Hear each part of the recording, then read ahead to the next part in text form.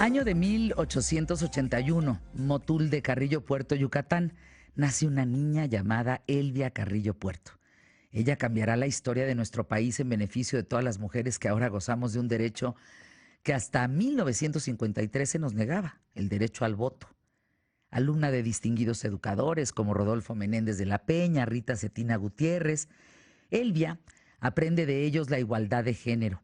A los 13 años se casa. Enviuda 8 años después. Participa en la rebelión de Valladolid, que llamó al pueblo yucateco a levantarse en armas contra la tiranía del porfiriato enequenero allá en 1910. Levantamiento que muchos consideran pues la primera chispa, digamos, de la Revolución Mexicana, en la que también participa su hermano Felipe. Por supuesto, se une al movimiento antirreeleccionista de Yucatán, a favor de la revolución maderista, de lo que se origina una intensa campaña en favor de los derechos políticos de la mujer. Y ahí la hace fundar en 1912 la primera organización femenina de campesinas en México. Viene entre 1915 y 1918. Ahí Elvia sigue organizando grupos feministas, participa en la fundación del Partido Socialista Obrero de Yucatán, que más tarde se convierte en el Partido Socialista del Sureste. Un año después, viaja a la Ciudad de México, donde crea la Liga Rita Cetina Gutiérrez. Esta organización de mujeres tiene el propósito de incluir la discusión del voto femenino en las cámaras legislativas electas después de la Constitución de 1917, durante el gobierno de Venustiano Carranza. Claro, desafortunadamente sucede que no se consigue nada en relación a esto. Llega noviembre de 1923.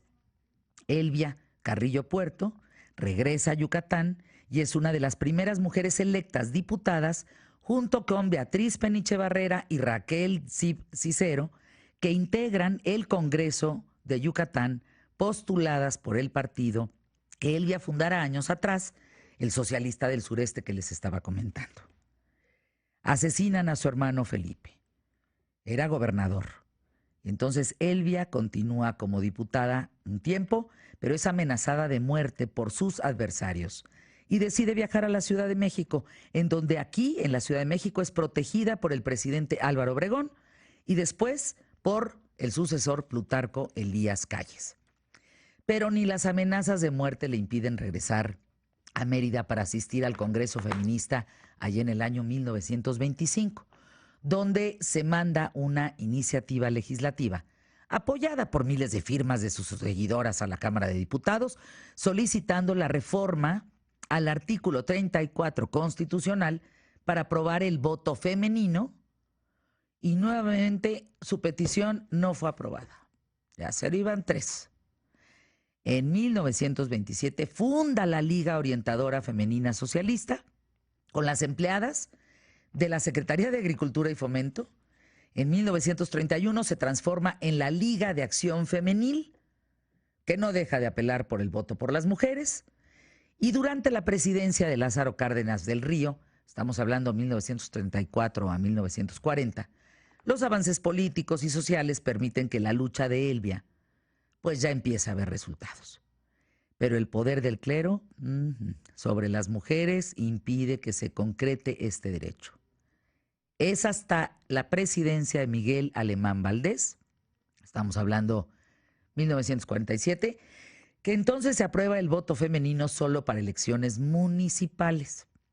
Finalmente, Elvia ve su sueño hecho realidad cuando en 1953 el presidente Adolfo Ruiz Cortines modifica el artículo 34 constitucional y la mujer, nosotras, obtenemos finalmente el derecho al voto. Elvia fallece en la Ciudad de México, 1967. Su memoria se honra en todo nuestro país y hasta nuestros días como esa gran líder que logró, a fuerza de continuidad, de lucha y en las peores vicisitudes, otorgarnos a las mujeres un derecho imprescindible, un derecho merecido que siempre debimos tener y que finalmente hoy disfrutamos, que es votar gracias a Elvia Carrillo Puerto. Haciendo una pausa en toda esta historia que les acabo de contar de Elvia Carrillo Puerto, que me interesa que ustedes la conozcan y sepan quién es.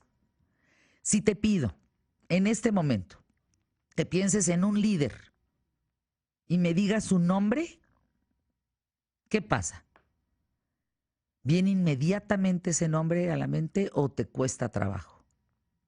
Estoy segura que vienen a tu mente, algunos de ustedes, fotografías de varios personajes, de pensadores, pacifistas, militares, religiosos, maestros, inventores, quizá empresarios, que definen el curso de una nación, crean religiones o dirigen grandes imperios corporativos. Pero, ¿cuál es el secreto de estos líderes como Elvia? Por eso te conté la historia de Elba Carrillo Puerto. Porque hay personajes que tienen seguidores y otros no.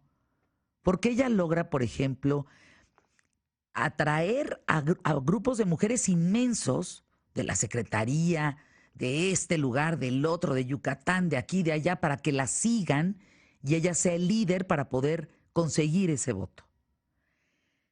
Eh, Hay infinidad de libros y artículos en internet que te hablan sobre el liderazgo, cómo alcanzarlo. Bueno, hay libros que son bestsellers que te dicen cómo debes de ser líder, como si fuera una receta de cocina.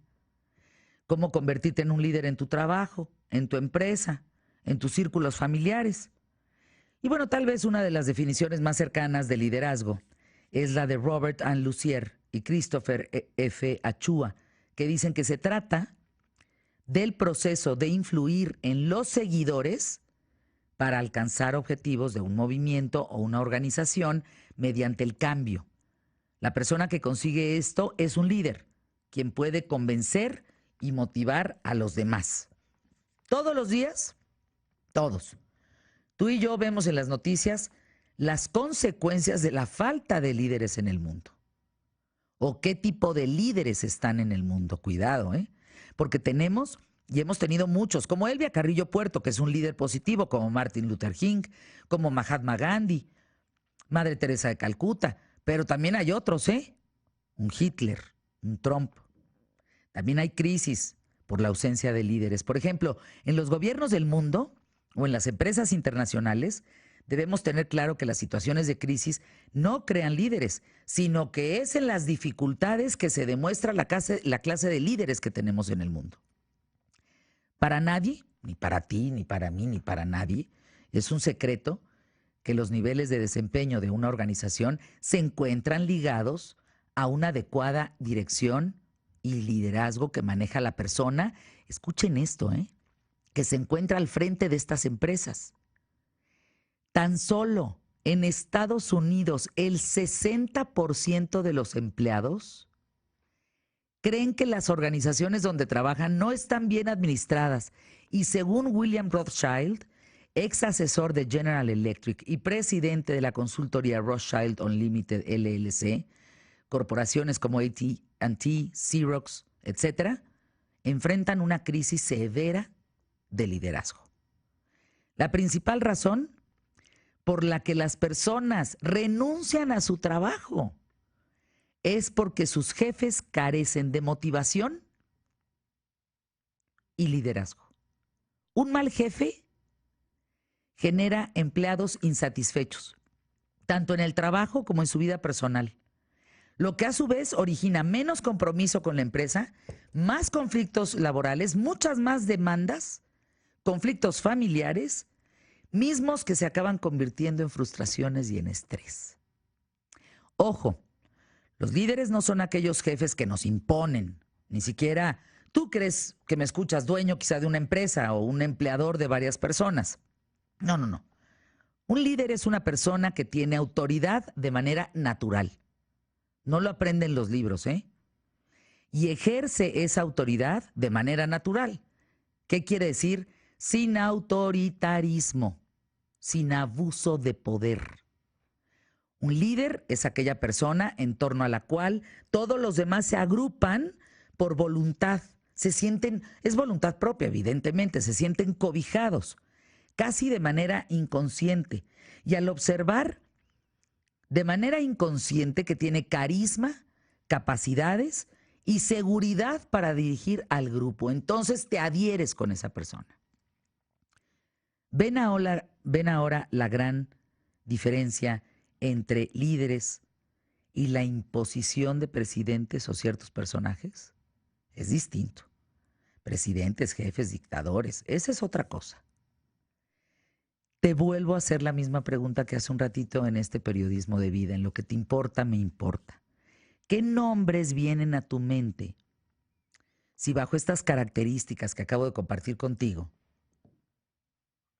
viene a tu mente el nombre de alguien o si conoces a un líder? Tú que tienes una empresa, un negocio, que eres jefe de familia, ¿te gustaría ser un líder o hacer uso de tu puesto, de tu autoridad, para que los demás te hagan caso? ¿Qué prefieres? Esta reflexión sobre el liderazgo la planteo hoy en los micrófonos de ¿Qué tal, Fernanda? En mi periodismo de vida contigo, porque hoy es la comida de los 300 líderes en México. Estás hablando de 300 hombres, poquito menos hombres, y estás hablando de somos unas 24, 30 mujeres. ¿Hacia dónde estamos yendo con el liderazgo en México? ¿Quiénes son nuestros líderes? ¿A quiénes le creemos? ¿A quiénes les vamos a hacer caso? Esto es muy importante. Vamos rumbo a una elección presidencial. Ya vimos la crisis que estamos teniendo ahora. ¿Hacia dónde vamos a ir? Tenemos que fijarnos en los líderes. Yo convoco, como lo dije en un video para líderes mexicanos, que todos los que vamos a estar en esa comida el día de hoy, nos unamos por México.